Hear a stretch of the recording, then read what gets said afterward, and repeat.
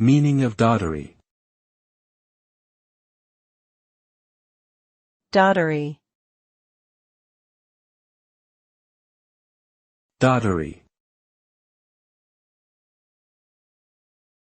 Doddery.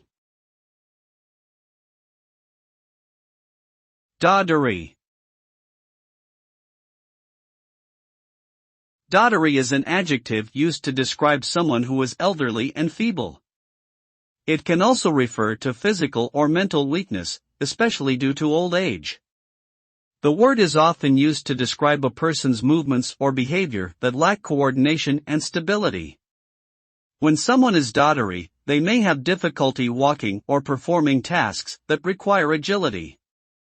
Overall, doddery is a term used to describe someone who is frail, unsteady, and experiencing the effects of aging on their body and mind.